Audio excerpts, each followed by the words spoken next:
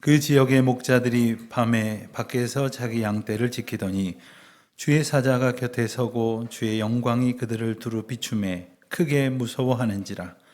천사가 이르되 무서워하지 말라. 보라, 내가 온 백성에게 미칠 큰 기쁨의 좋은 소식을 너희에게 전하노라. 오늘 다윗의 동네에 너희를 위하여 구주가 나셨으니 곧 그리스도 주시니라. 너희가 가서 강보에 쌓여 구유에 뉘어 있는 아기를 보리니 이것이 너희에게 표적이니라 하더니, 호련히 수많은 천군이 그 천사들과 함께 하나님을 찬송하여 이르되, 지극히 높은 곳에서는 하나님께 영광이요 땅에서는 하나님이 기뻐하신 사람들 중에 평화로다 하니라. 아멘. 예수님의 탄생 이야기는 복음서 중에는 마태복음과 누가복음 두 곳에만 기록이 되어 있습니다. 그런데 이 내용이 조금씩 다르습니다. 오늘 우리가 읽은 이 누가복음 2장에 보면 로마 황제가 호적을 하라고 명령을 내려서 예수님의 부모가 고향으로 돌아가서 거기서 아기 예수를 낳게 되었다, 이런 이야기가 나오는데 마태복음에는 이 호적 이야기는 없습니다. 또 오늘 말씀 12절과 또 7절에 보면 강보로 싸서 구유에 뉘어 있는 아기를 보게 될 것이다, 이렇게 소개를 하지 않습니까? 그리고 그렇게 마국간에 누이게 된 이유는 많은 사람들이 이제 호적하러 가다 보니까 숙소를 구할 수가 없어서 그런 이유 때문에 되었다고 설명을 하지만 마태복음에는 그런 내용이 나와 있지는 않습니다.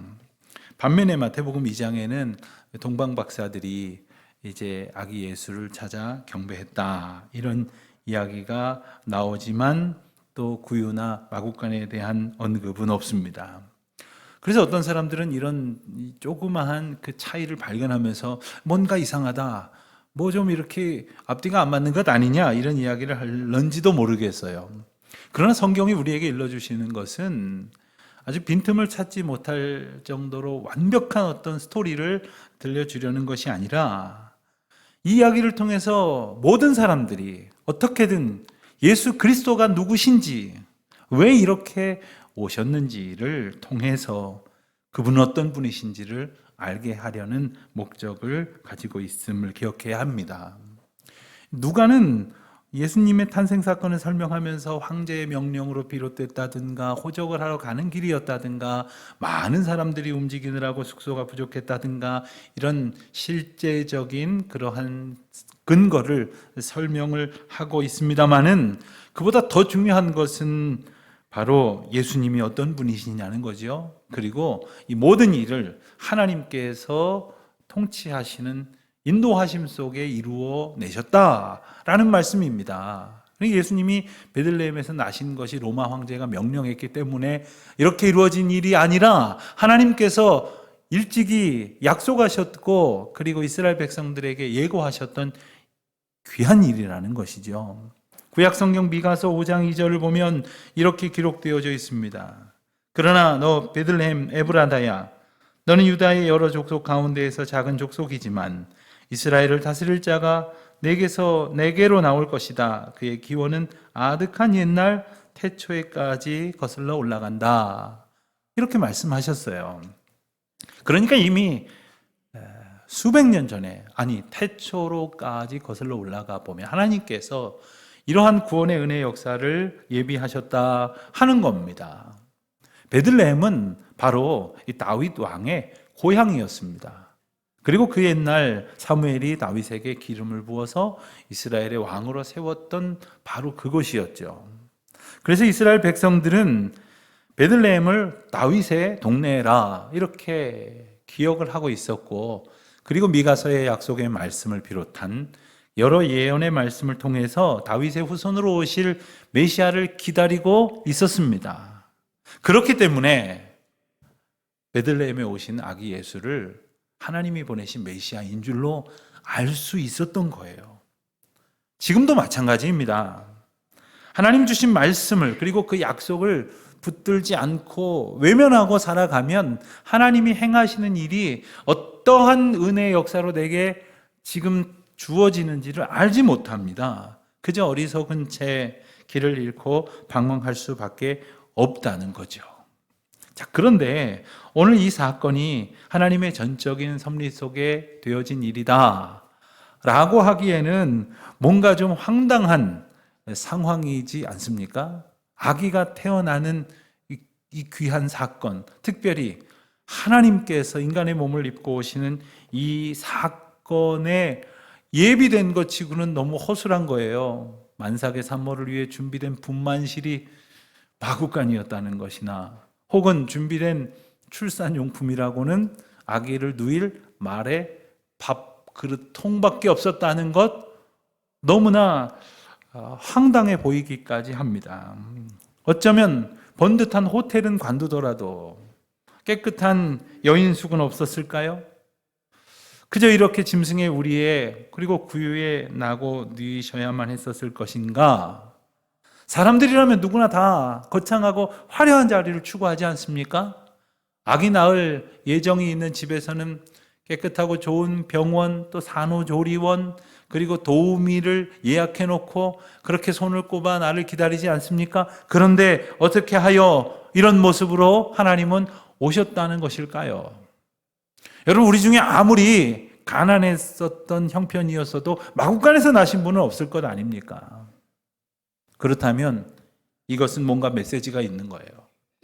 세상의 방식은 저마다 화려하고 좋은 것 높아지려고 추구하였다 하지만, 이렇게 낮고 천한 자리로 상상할 수 없는 그러한 정말로 당황스럽기까지 한 마구간의 주인공으로 나셔서 구유에 누여지신 예수님, 그 예수님의 나심 자체가 하나님의 메시지이고, 이렇게 오신 그리스도는 이 땅의 모든 사람들, 가난하고 헐벗고 굶주리고 배고픈 사람들, 슬픔과 두려움 속에 사로잡혀 있는 그 모든 사람들을 기꺼이 만나 주시려고, 모두를 품에 안으시려고 이 모양으로 나타나셨다, 오셨다 하는 것이죠.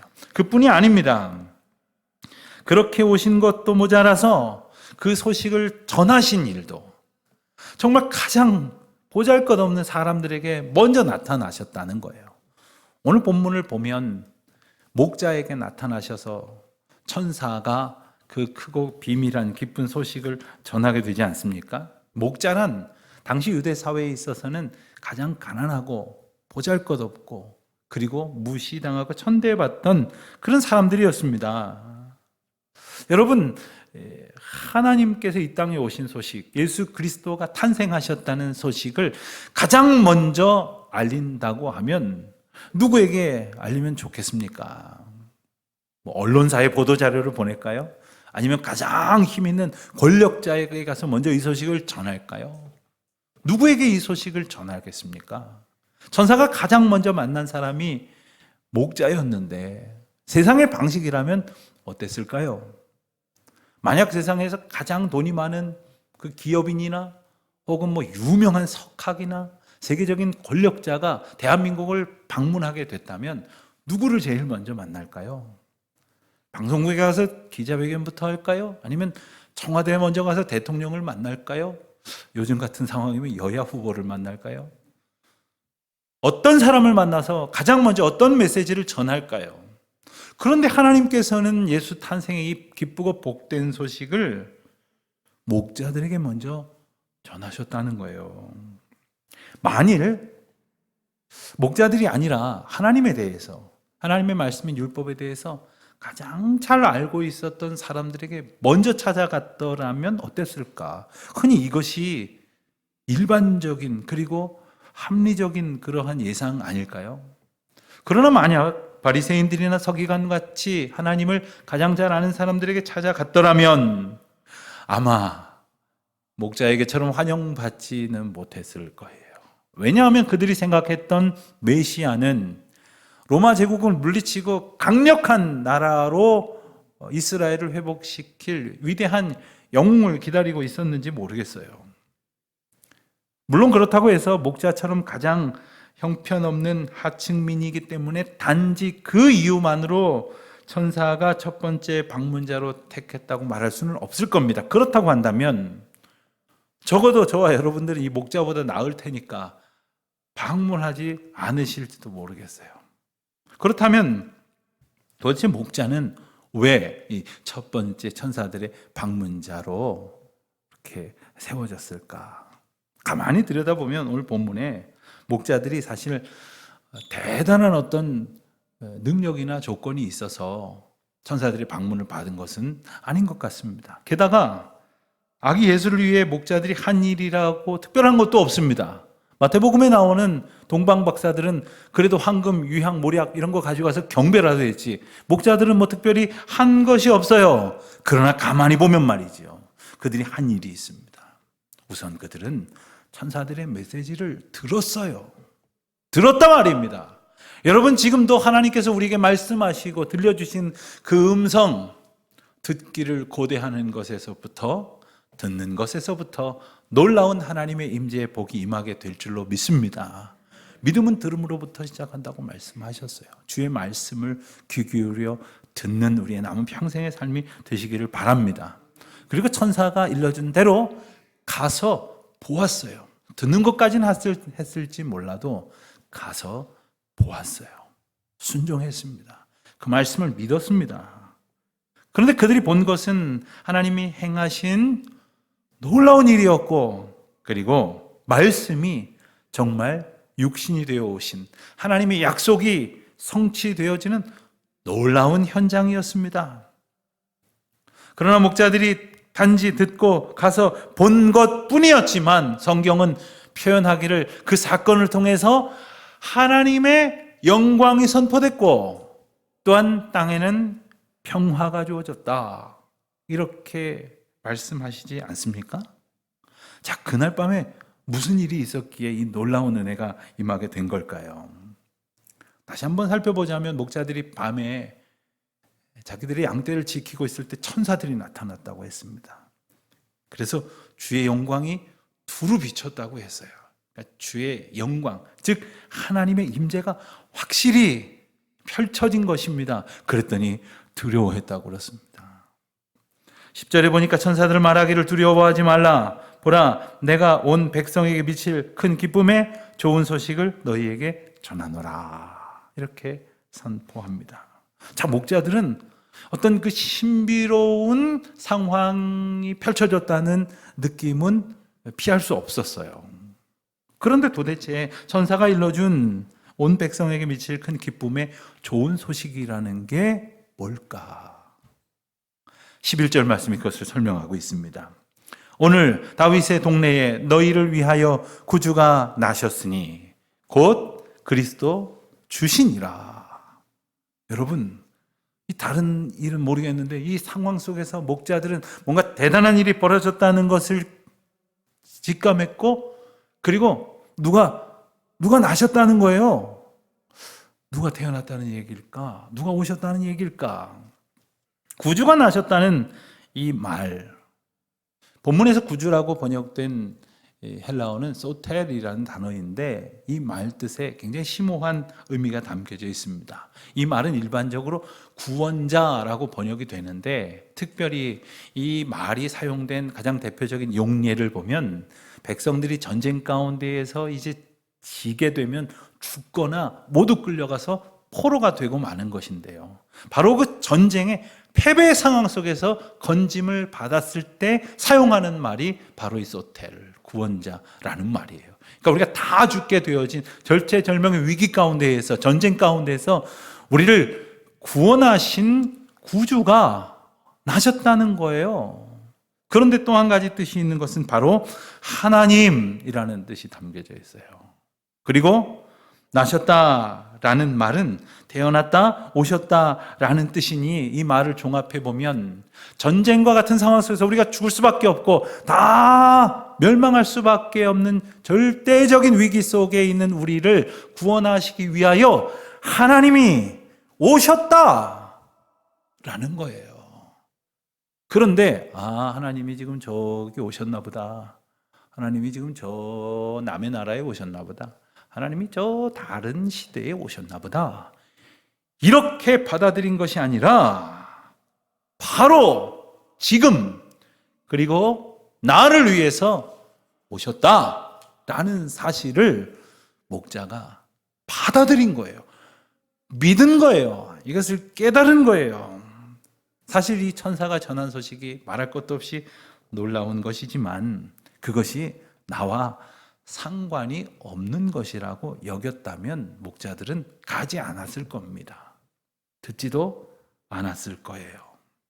그런데 바로 이 사건이 이미 우리에게 약속된 것이었다는 것을 기억하고 있었던 목자들은 천사의 말처럼 너희를 위하여 구주가 나셨다는 그 말씀을 아멘! 나를 위하여 오신 예수 그리스도라. 이제 마음 가운데 벅찬 감격으로 받아들일 수 있었던 겁니다. 그렇습니다. 또다시 맞는 성탄에 다시금 묵상하게 되는 예수님이 오신 이유는 바로 우리를 위하여, 나를 위하여 오셨다는 거예요. 나를 건지시기 위하여, 전쟁과 같은 상황 속에 절대적인 위기 가운데 있는 나를 구원하시기 위하여 오셨다는 거예요. 이것이 모든 사람에게 미칠 크고 좋은 소식이라는 것이지요. 사랑하는 성도 여러분, 이 구원의 은혜에 예외인 분들은 아무도 없습니다. 혹시 이 가운데에 그렇다 할지라도 그분 별로 나에게 필요 없어, 난 그분이 없어도 돼 라고 생각하시는 분들은 혹 없으시겠죠? 연말이 되어서 그동안 안부조차 나누지 못하고 심지어는 가까이에 교제하던 그러한 분들 중에도 아예 1년 동안 만나지도 못하고 지냈던 분들이 꽤 많이 있기에 시간이 나는 대로 전화 통화도 하고 또 이렇게 문자 메시지도 주고받고 하면서 안부를 물어봤습니다. 그랬더니 정말 얼마나 힘들고 어려운 일들을 가득히 안고 분투하며 살아가고 있는 분들이 얼마나 많은지, 마음의 병을 앓고 계신 분들이 얼마나 많은지, 부득이 약을 드셔야 할 만큼 괴로운 형편 중에 있는 그런 분들이 얼마나 많은지 들으면서 참 마음이 먹먹했습니다. 위로가 필요하지만 위로해주는 이가 없고, 격려를 받고 싶지만 격려해주는 이들이 없는 분들이 얼마나 많은지 모르겠어요. 상처투성이인 채 자기 한 몸 한 삶 건사하기도 힘든데 연로하신 부모님들을 돌봐야 하고 또 아직 다 자라지 못한 자녀들을 양육해야 되는 이들, 그래서 그 가운데에 하루하루를 고통하고 신음하는 분들이 얼마나 많은지 모르겠습니다. 근데 곰곰이 그러한 사정들을 들으면서 안타까운 마음으로 기도하면서 저분이 어떻게 지나올 수 있었을까, 어떻게 견뎌왔을까를 생각하면 그분에게 예수님이 계셨던 것을 발견하게 됩니다. 예수님이 그분과 함께 계셨고 예수님이 그분을 날마다 소텔, 구주가 되셔서 찾아가 주셨고 만나 주셨고 구원해 주셨고 걸어갈 수 없는 길을 부축해 주셨고 아니 업어 주셨고 그와 함께 계셔 주셨다는 것. 그 놀라운 은혜가 모든 사람들 가운데 있었기 때문에 우리가 서로 위로할 수도 없고 격려할 수도 없지만 모두가 견딜 수 있었던 것이고 우리에게 사랑이 부족하지만 주님의 사랑으로 충만하게 하셨다는 것이지요. 사랑하는 성도 여러분, 어쩌면 우리에게 이러한 날들이 아직도 한참 더 있어야 할런지도 모르겠습니다. 그러나 그리스도께서 이러한 은혜로 우리에게 오셨고 또 우리와 함께 하신다는 놀라운 은혜를 선포하셨으니 이 믿음의 약속을 붙들고 그리스도와 함께 소망으로 살아가는 저와 여러분 되시기를 축원합니다. 그 길밖에 없거든요. 물론 그러한 소망을 담고 그리스도만 의지하기로 살아간다고 하여도 당장 어떤 문제가 해결되지 않을런지도 모르겠어요. 아니, 당장 그 문제가 해결되지 않을 것입니다. 우리가 이 시간 새로운 마음의 결단과 소망을 품고 예배당을 나선다 할지라도 당장 코로나가 종식될 것 같지도 않고 우리의 삶을 억누르고 있었던 그 현저한 문제들, 심각한 상황들이 단숨에 해결되지 않을런지도 모르겠어요. 오랫동안 더 기다려야 할런지도 모르겠습니다.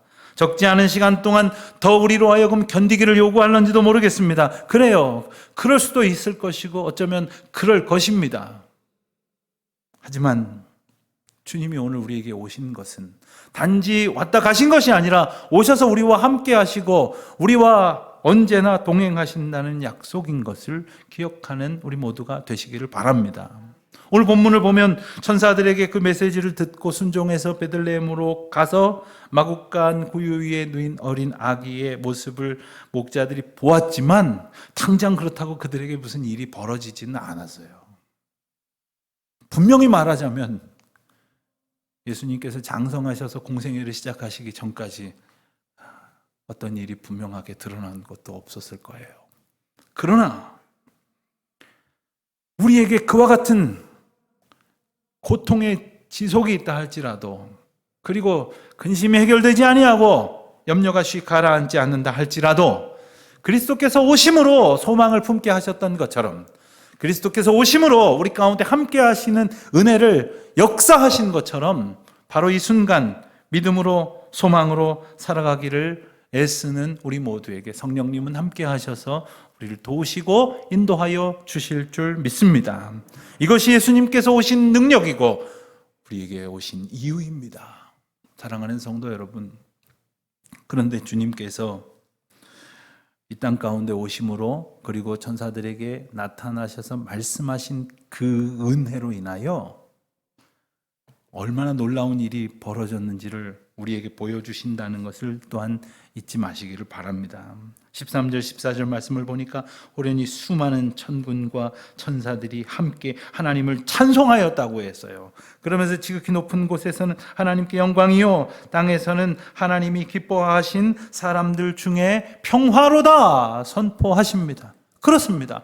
예수님이 오신 것은 분명히 너희를 위하여, 우리를 위하여, 우리 모두를 위하여 하나님이 그토록 사랑하신 세상을 위하여 베푸신 일이지만 그것으로 끝난 것이 아니라 그리스도의 오심 그 자체가 하늘에는 영광, 즉 하나님의 놀라우신 은혜가 선포되는 사건이었고, 그리고 이 땅에서는 그의 기뻐하심을 입은 자들에게 평화로 주어진다는 거예요. 예수님이 오신 그 자체가 평화라는 거예요. 평화. 형제들이 장난감을 놓고 간식을 놓고 싸움이 벌어지게 생겼어요. 그래서 내가 이번에는 참을 수 없어, 그리고 화를 내는 동생한테 형은 펀치를 날리려고 하는 그 순간 현관문이 띵띵띵띵 하고 열리면서 아빠가 들어오셨어요. 너희들 어디냐? 그랬더니 아이들이 이러고서는 현관으로 나가서 아빠 오셨어요? 인사하는 순간 평화가 임하는 거예요. 여러분, 하나님이 우리와 함께 하심을 인하여 우리 삶의 모든 갈등과 아픔만 해결되는 것이 아니에요. 다툼의 이유가 사라져요. 갈등의 욕망이 사라지는 거예요. 오직 주님께서 우리와 함께 하심으로 인하여 우리의 죄인됨을 보게 하시고 우리의 연약함을 깨닫게 하시고 또한 우리의 완악함을 고백하게 하십니다. 우리를 새롭게 하시는 주님이 우리에게 평화가 되어 주셨습니다. 예수님이 오심으로 우리의 삶에 하나님과 화평하게 되었고 우리 자신과 끊임없이 지독하게 갈등하던 우리 자신과의 회복이 이루어졌으며 사랑하는 가족들과 성도들과 이웃이 주님의 오심으로 인하여 평화를 누리게 되었습니다.